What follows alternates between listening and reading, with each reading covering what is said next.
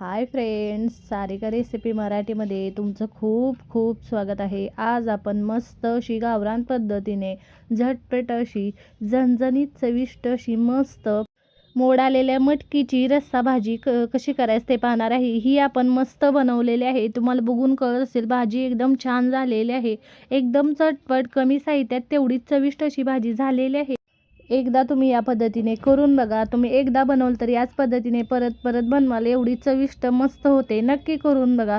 तर चला वेळ न घालवता व्हिडिओला सुरुवात करूया। तर इथे बघा मी एक मोठी वाटी होईल एवढी मोड आलेली मटकी घेतलेली आहे। छान मोड आलेले आहेत बघा। आता ही सुरुवातीला आपण ही मी निवडून घेतलेली आहे, सुरुवातीला ही आपण खमंग अशी भाजून घेणार आहे। इथे मी प्रत्येक व्हिडिओमध्ये सुकी भाजी असू दे किंवा रस्सा भाजी ही सुरुवातीला भाजून घ्यायची, छान भाजी चविष्ट अशी लागते बघा।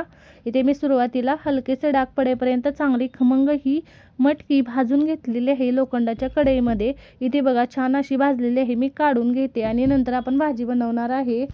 इथे बघा मी मटकी प्लेटमध्ये काढून घेतलेली आहे। आता फोडणी देऊन घेणार आहे मटकीला। त्यासाठी कढईमध्ये मी एक पळी होईल एवढं तेल घालून घेते।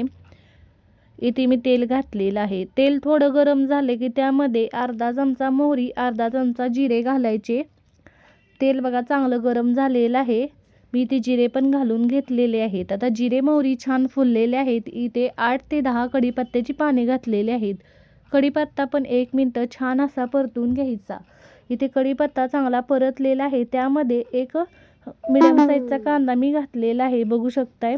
कांदा आपल्याला चांगला परतून घ्यायचा आहे। इथे बघू शकताय कांदा पण चांगला परतलेला आहे, त्यामध्ये एक मिडियम साईजचा टोमॅटो बारीक कट करून घातलेला आहे। टोमॅटो पण चांगला मऊ परतून घ्यायचा। इथे बघू शकताय कांदा टोमॅटो चांगले परतलेले आहेत। आता यामध्ये मसाले घालून घ्यायचे।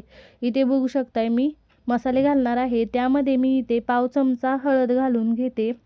त्यानंतर मी घरगुती आपलं लाल तिखट घालणार आहे। छोटे चमचाने मी 1.5 चमचा लाल तिखट घातलेला आहे, तुमच्या आवडीनुसार तुम्ही घालू शकता। अर्धा चमचा धनेपूड, अर्धा चमचा इथे मी गरम मसाला घातलेला आहे, तुमच्या आवडीनुसार मसाले घाला।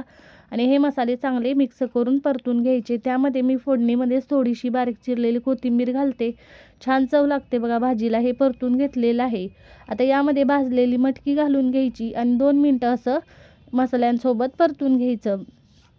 ते बघा मटकी मी 2-3 मिनिटं परतून घेतलेली आहे। त्यामध्ये तुम्हाला भाजी जशी बनवायची आहे बघा, घट्ट थोडीशी पातळ, तसं तुम्ही भाजीला पाणी घालू शकता यामध्ये। इथे बघू शकताय मी पाणी घातलेलं आहे। आता यामध्ये चवीनुसार मीठ घालायचं आणि थोडीशी याला बघा हाय फ्लेम करून उकळी काढून घ्यायची। याला उकळी आलेली आहे। आता गॅसची फ्लेम मी मीडियम करते आणि यामध्ये भाजलेल्या शेंगदाण्याचं कूट घालून घेते। इथे मी 5 ते 6 चमचे भाजलेल्या शेंगदाण्याचं कूट घातलेलं आहे। आता हे मिक्स करून घ्यायचं, तुमच्या आवडीनुसार कूट घाला तुम्ही। याला छान उकळी आलेली आहे। आता हे छान असंच मी 7 ते 8 मिनिटं उकळून घेतलेलं आहे बघा। मटकी शिजवून घ्यायची, 8 ते 10 मिनिटं असंच ठेवायचं। याच्यावर बिना झाकण ठेवता छान मटकी शिजवून घेतलेली आहे बघा।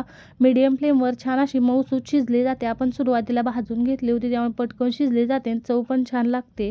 इथे मटकी आपली चांगली शिजलेली आहे। आता त्यामध्ये फोडणीमध्ये पण थोडी कोथिंबीर घातली होती, मी शेवटी पण घालून घेते, छान चव लागते। कोथिंबीर घालून मी 1 मिनिट शिजवून घेतलेलं आहे। पुन्हा एकदा छान भाजी तयार झालेली आहे, बघू शकताय। दाटसर गावरान पद्धतीने तेवढीच चविष्ट आणि झणझणीत मस्त भाजी तयार होते बघा। तुम्ही गरम गरम ही भाकरी बरोबर, चपाती बरोबर, भाताबरोबर मस्त लागते बघा। छान भाजी तयार झालेली आहे। मी गॅस बंद करते, सर्व करते बघा। छान झालेले आहे, बघू शकताय तुम्ही। मस्त चविष्ट भाजी झटपट सोप्या पद्धतीने बनते। नक्की एकदा या पद्धतीने तुम्ही मटकीची रस्सा भाजी बनवून बघा, तुम्हाला पण ही रेसिपी खूप आवडेल।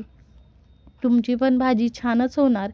करून बघा आणि कमेंटमध्ये जरूर सांगा तुम्हाला आजचा व्हिडिओ कसा वाटला। व्हिडिओ आवडला असेल तर व्हिडिओला लाईक करा, शेअर करा। चॅनलवर नवीन असाल तर चॅनलला सबस्क्राईब करा, बेल आयकॉनला क्लिक करा। व्हिडिओ पाहिल्याबद्दल धन्यवाद।